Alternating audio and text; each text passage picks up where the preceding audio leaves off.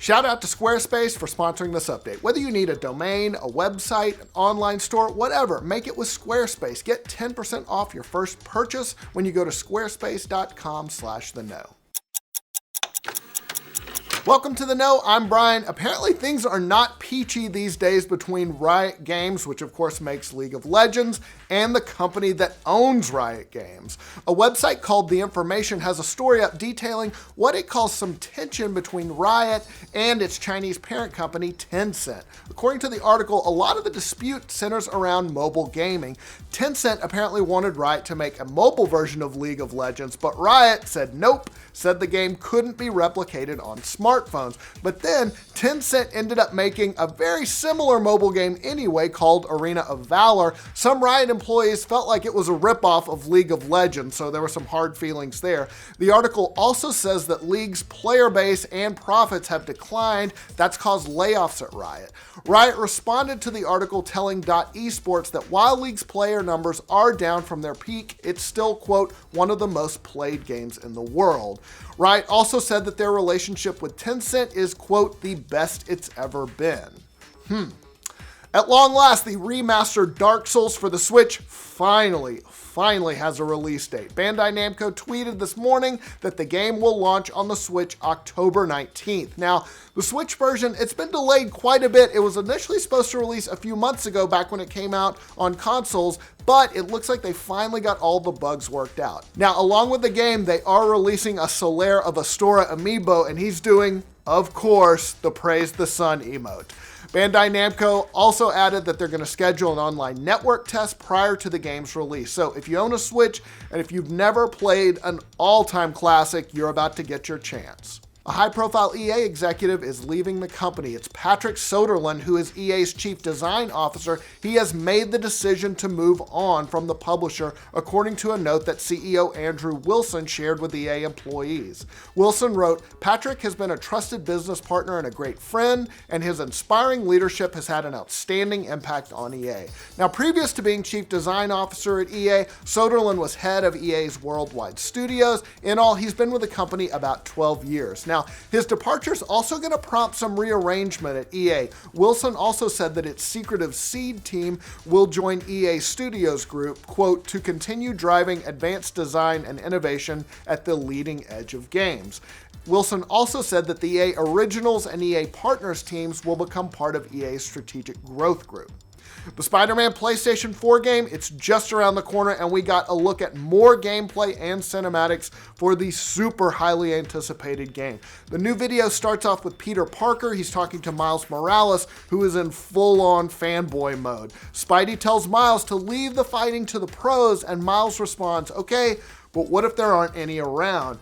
Kind of sounds like it might be a teaser for Miles Morales Spider-Man later in the game, or maybe some DLC. Then we got to look at some web slinging and Spidey. He's fighting a bunch of members of the Sinister Six, as well as a really cool face-off with Silver Sable.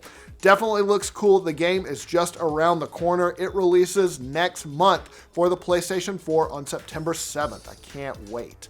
The multiplayer beta for Black Ops 4 is over, but you might not want to delete that file. An Activision tech support account tweeted that the file will be updated next month for the Blackout beta. Blackout, of course, is the much anticipated Battle Royale-ish mode for Black Ops. A lot of people wanted to see what that's going to look like. Sadly, we don't have a release date yet, but the Activision tech support account tweeted that more info is coming very soon. As for Black Ops 4, it's now less than 2 months away. It releases October 12th for PC, PlayStation 4, and Xbox One.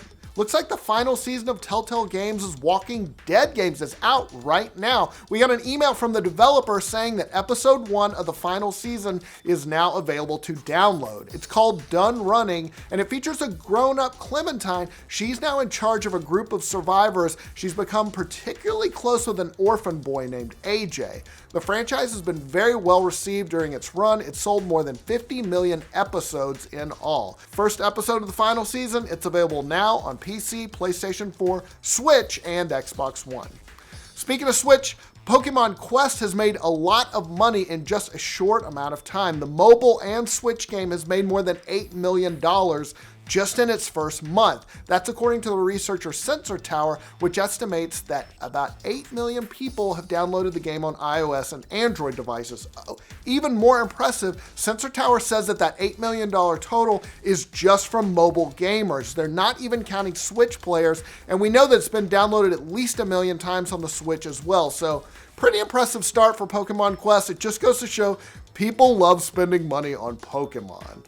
It looks like Nvidia could be coming out with a new line of gaming GPUs very soon. The company just announced its Turing GPU architecture, and in a recent video that showed gamers firing up their PCs and our own Jack Patillo building a PC, there are a number of clues that seem to point to the release of their new RTX 2080 GPU.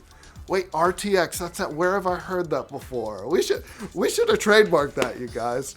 But anyway, shout out to the Nvidia subreddit for cracking the code. Meanwhile, during that video, there's a cover of the Sam and Dave song titled Hold On, I'm Coming. So it's definitely building to something, and it looks like the announcement might come next week, August 20th at Gamescom in Germany, so stay tuned. No Man's Sky has made a big comeback thanks to its next update last month. Now we've learned it even managed to crack the top download lists on the PlayStation Store. The game was number 3 for the month of July after perennial hits Grand Theft Auto 5 and Rocket League.